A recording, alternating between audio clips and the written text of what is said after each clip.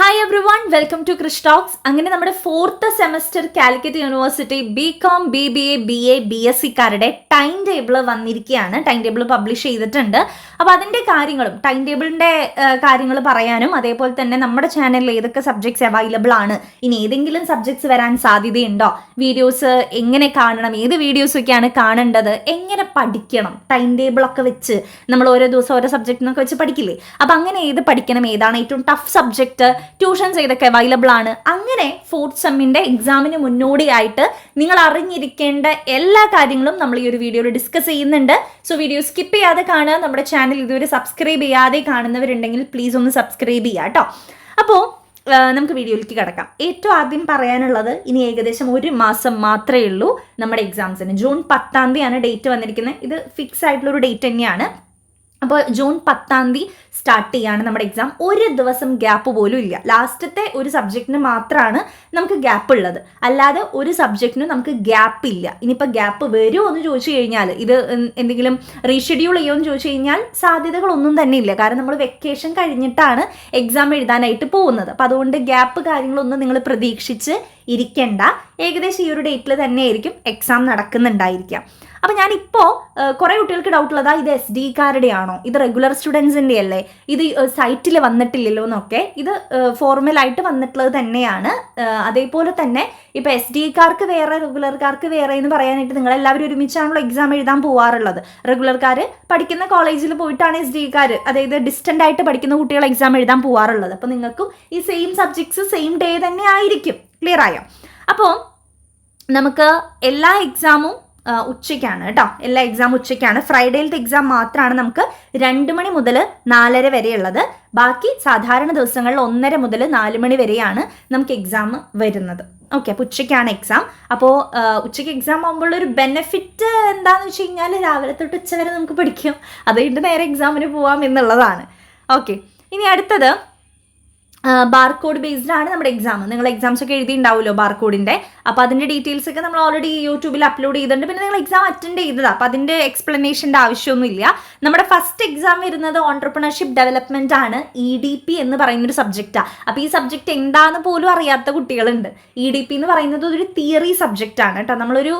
ഒരു സംരംഭം തുടങ്ങുന്ന സമയത്ത് ശ്രദ്ധിക്കേണ്ട കാര്യങ്ങൾ, ഒരു സംരംഭകൻ ആരാണ്, അതായത് ഒരു ഓൺട്രപ്രണർ ആരാണ്, ഓൺട്രപ്രണർഷിപ്പ് എന്താണ്, അതിൻ്റെ വ്യത്യസ്ത കാര്യങ്ങളാണ് നമുക്ക് ആ ഒരു സബ്ജക്റ്റിൽ പഠിക്കാനുള്ളത്. തിയറി സബ്ജക്റ്റ് ആണെങ്കിലും അത്യാവശ്യം വൈഡായിട്ട് പഠിക്കാനുള്ള ഒരു സബ്ജക്റ്റാണ് കേട്ടോ. അപ്പോൾ EDP-യുടെ എന്താ പറയുക, പുതിയ പ്ലേലിസ്റ്റ്, പുതിയ നോട്ട്സ് വെച്ച് നമ്മൾ ചെയ്തിട്ടുള്ള, സിമ്പിൾ നോട്ട്സ് വെച്ച് നമ്മൾ ചെയ്തിട്ടുള്ള പുതിയ വീഡിയോസ് നമ്മുടെ യൂട്യൂബ് ചാനലിൽ അവൈലബിൾ ആണ്. അതിൻ്റെ പ്ലേലിസ്റ്റിൻ്റെ ലിങ്ക് ഞാൻ താഴെ കൊടുക്കുന്നുണ്ട്, EDP-യുടെ പുതിയ പ്ലേലിസ്റ്റിൻ്റെ ലിങ്ക്. അപ്പോൾ അതിലുള്ള വീഡിയോസ് മാത്രം നിങ്ങൾ കാണുക കേട്ടോ.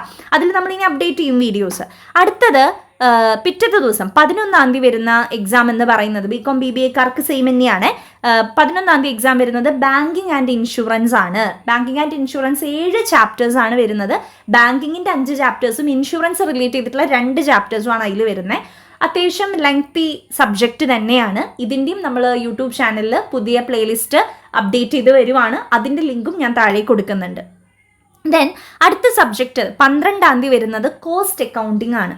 ഓക്കെ, അപ്പോൾ കോസ്റ്റ് അക്കൗണ്ടിങ് നമുക്കറിയാലോ അക്കൗണ്ടിങ് സബ്ജക്റ്റ് ആണ്. പക്ഷേ നമ്മുടെ മുന്നത്തെ സെമ്മുകളിലെ അക്കൗണ്ടിങ് അപേക്ഷിച്ച് നോക്കുമ്പോൾ കുറച്ച് സിമ്പിളാണ് ഈ ഒരു കോസ്റ്റ് അക്കൗണ്ടിങ്. അപ്പോൾ ഇതിൻ്റെ വീഡിയോസ് ഉണ്ടോ എന്ന് ചോദിച്ചു കഴിഞ്ഞാൽ BCom-ൻ്റെയും BBA-യുടെയും കോസ്റ്റ് അക്കൗണ്ടിങ്ങിൻ്റെ തിയറി പാർട്ടുകൾ നമ്മൾ അപ്ഡേറ്റ് ചെയ്യും.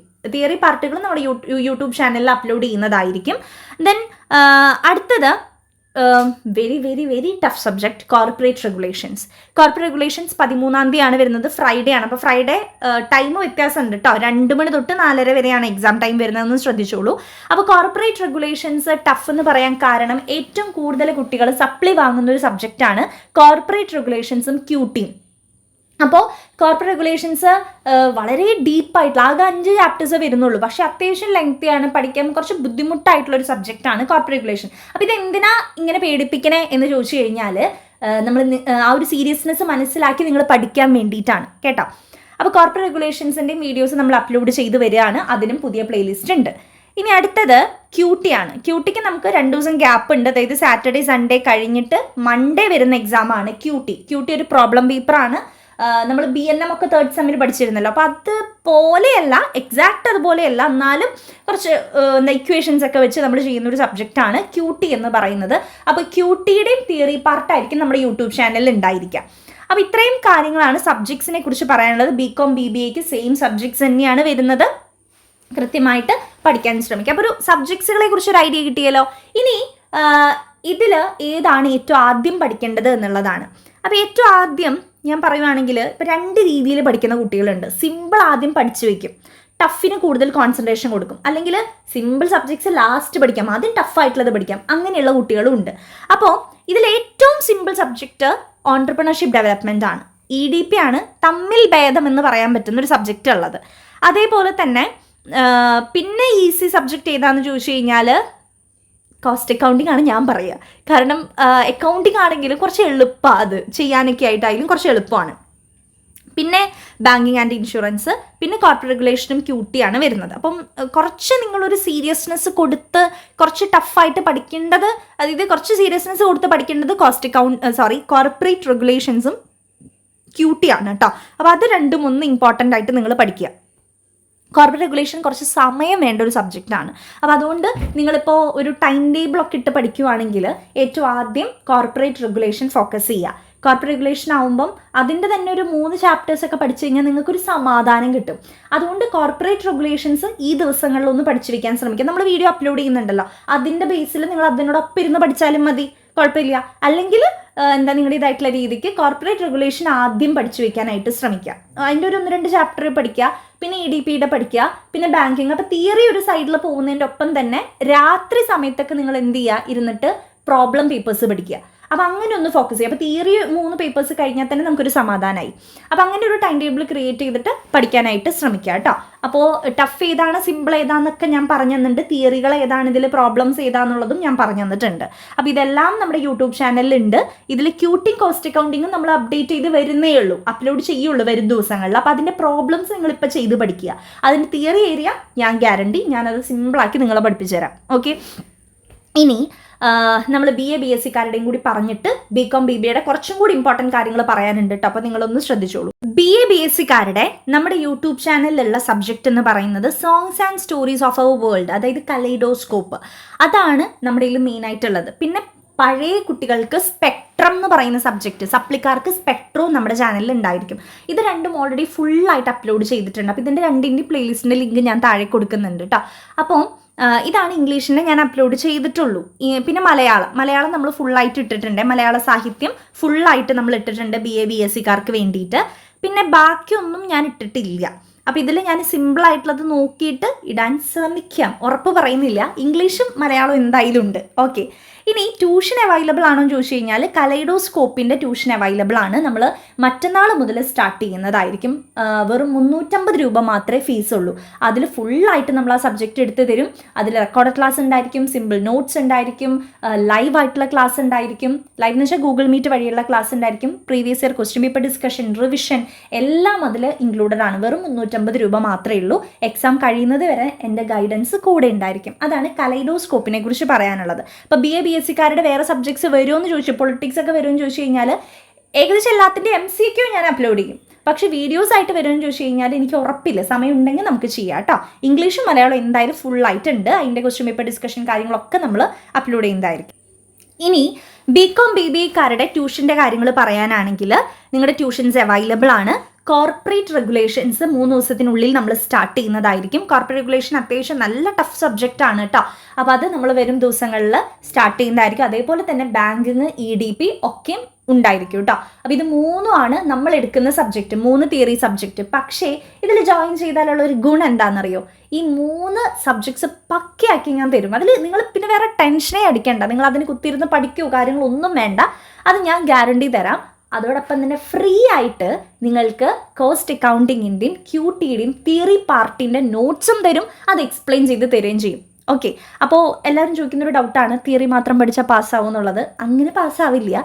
എന്നാലും തിയറി ഏരിയ പഠിച്ചാൽ തന്നെ ഒരു എന്താ പറയുക, ഒരു 60-70% നമുക്ക് സ്കോർ ചെയ്യാൻ പറ്റും. ഓക്കെ, അപ്പോൾ നല്ലൊരു സ്കോർ നമുക്ക് തിയറി പഠിച്ചാൽ തന്നെ നമുക്ക് നേടിയെടുക്കാൻ പറ്റും. പക്ഷേ ഇത് പ്രോബ്ലം പേപ്പേഴ്സ് അല്ലേ മക്കളെ, അപ്പോൾ അതുകൊണ്ട് പ്രോബ്ലംസും നമ്മൾ എന്തായാലും എഴുതണം. ചില ടീച്ചേഴ്സ് ഉണ്ട് ഇത് പ്രോബ്ലം പേപ്പറായിട്ട് കുട്ടി ഒരു പ്രോബ്ലം പോലും അറ്റൻഡ് ചെയ്തില്ല എന്ന് വിചാരിച്ച് തോൽപ്പിക്കുന്ന ടീച്ചേഴ്സും ഉണ്ട്. ഓക്കെ, അപ്പോൾ അതുകൊണ്ട് ഇതിൻ്റെ തിയറി ഏരിയ നിങ്ങൾക്ക് ഫ്രീ ആയിട്ട് കിട്ടും. അപ്പോൾ ഈ 3 theory subjects banking, EDP, corporate regulation, ഇത് 3ഉം കൂടിയാണ് നമുക്ക് വരുന്നത്. അത് ജോയിൻ ചെയ്ത് കഴിഞ്ഞാൽ ബാക്കി 2 പ്രോബ്ലം പേപ്പേഴ്സിൻ്റെ തിയറി പാർട്ടിൻ്റെ നോട്ടും ക്ലാസ്സും ഫ്രീ ആണ്.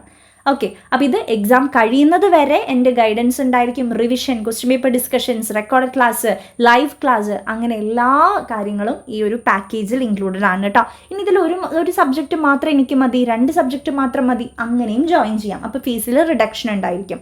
അപ്പോൾ നമ്മളിപ്പം കോർപ്പറേറ്റ് റെഗുലേഷൻ്റെ അത്യാവശ്യം ഡീറ്റെയിൽ ആയിട്ടുള്ള ക്ലാസ്സുകളാണ് എടുക്കുന്നത്. ബാങ്കിങ്ങും EDP എല്ലാം ഡീറ്റെയിൽ ആണ്, എല്ലാ ചാപ്റ്റേഴ്സും പറഞ്ഞിട്ട് നമ്മൾ ക്ലാസ് എടുക്കുന്നത് കേട്ടോ. അപ്പോൾ അതിൻ്റെ ഫീസിനെ കുറിച്ചും ബാക്കി ഡീറ്റെയിൽസ്, ടൈം പറയുകയാണെങ്കിൽ ഡെയിലി 1 hour മാത്രമേ ക്ലാസ് ഉള്ളൂ. ചില ദിവസങ്ങളിൽ 2 മണിക്കൂർ ഉണ്ടായിരിക്കും. അതായത് ഇടവിട്ട് നിങ്ങൾക്ക് ബ്രേക്കൊക്കെ തന്നിട്ട് രാത്രിയാണ് ക്ലാസ്. അപ്പോൾ ഇടവിട്ടിട്ടാണ്. ഇനിയിപ്പോൾ ക്ലാസ്സിൽ ഒരു ദിവസം ജോയിൻ ചെയ്യാൻ കഴിഞ്ഞില്ലെങ്കിലും റെക്കോർഡ് ക്ലാസ് അവൈലബിൾ ആയിരിക്കും. അതിൽ ടെൻഷനൊന്നും വേണ്ട.